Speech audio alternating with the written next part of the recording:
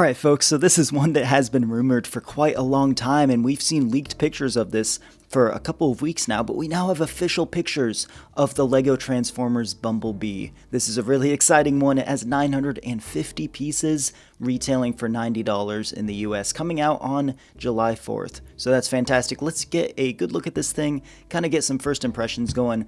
First of all, I think it looks good for what it is. My first impressions personally is that the proportions don't seem entirely accurate. I was struggling to kind of find which exact version of Bumblebee this was supposed to represent, but either way, the torso up at the top does seem really wide, and no knee joints obviously, but that's probably just for the sake of structure. The proportions do seem a little off though. I don't hate it though, but let's keep looking at it and see what all you get. Obviously, he has his little blaster right there, which is really awesome.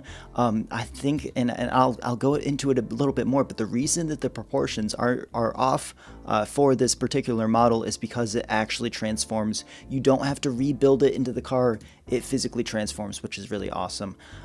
It looks like, I think that these are prints actually, which would be really awesome. That face better be a print right there. I'm really hoping that face is a print. I like the way they do the hands here. The feet look good with the with the wheels on them. That's really awesome. Again, it is really disappointing that they don't have knee joints in here. I think articulating this thing might be a bit of a challenge, but overall it's looking pretty good so far. Here's what the back looks like, which is not the best angle, especially the back of those legs, but overall it still looks really good for what it's supposed to be. And you have the little license plate right there as well, so that's a really nice little touch. Here it is in kind of the process of transformation, and that's honestly fantastic that they are able to accomplish this function. I think that this model is a primary case of function over form. They could have made a more accurate looking Bumblebee as well as the actual car that he transforms into, but they wanted to capture that function first and foremost. It doesn't look like you're able to fit any minifigures inside of there, but that's probably more accurate to the actual thing. We're not looking at the Michael Bay Transformers movies here. There's also a little bee in there as well. That's kind of a nice little Easter egg. That's cute.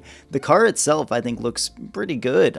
I do wonder if there'll be a way for him to store that little blaster that he holds inside of the car, or if it'll just be something you gotta set off to the side. Here's what the back of the car looks like. It does look like maybe that there are going to be quite a few stickers in here, which is unfortunate. We've got one sort of bumper sticker that says "I Heart Cybertron." We've got Goldbug, the license plate right there. And I'm assuming that says Autobots rollout, or maybe just rollout right there. So some nice little touches there. And you've got, of course, the trunk space as well. I do kind of wonder how functional this is as a car, or if it's more just to be, transformed. But overall, it does look pretty good. I'm not sure why they're showing this separately. I wonder if this is something that you have to add on to the actual model in the midst of transforming. That might be the case. Yeah, it looks like, so you transform it and then you actually have to add on the windshield. So I guess that's kind of the only thing that you actually have to take off and add back on for the transformation function. But overall, they were still really able to capture the whole transforming feature, which is just really impressive. So that's awesome. Here's what it kind of looks like in person. It definitely is kind of action figure sized, which is really nice. It is also very simplistic. I mean, this is a very simple looking version of Bumblebee, but I think it works for what it is. Here's a closer look at that face. Again, I'm having a hard time. I'm pretty sure that's a print right there. I'm not so sure about that top portion. So I really hope we get more prints than stickers in this one. It looks good though. I mean, that's a pretty sizable car once you actually get it into the car form. So that's pretty awesome. And you get that little display stand as well. Honestly, I mean, yeah, that's really awesome. Here it is next to the Optimus Prime. Optimus Prime is clearly a whole lot bigger, but that's probably for the sake of accuracy. These two next to each other, though, I think really just completes the look. It looks really fantastic. I believe we have some videos to take a look at. Yeah, we do get a lifestyle video. Here's a quick 360 view. He is quite bulky towards the top, and it looks like that windshield, so you do have to take that off and then hook it back on for the transformation.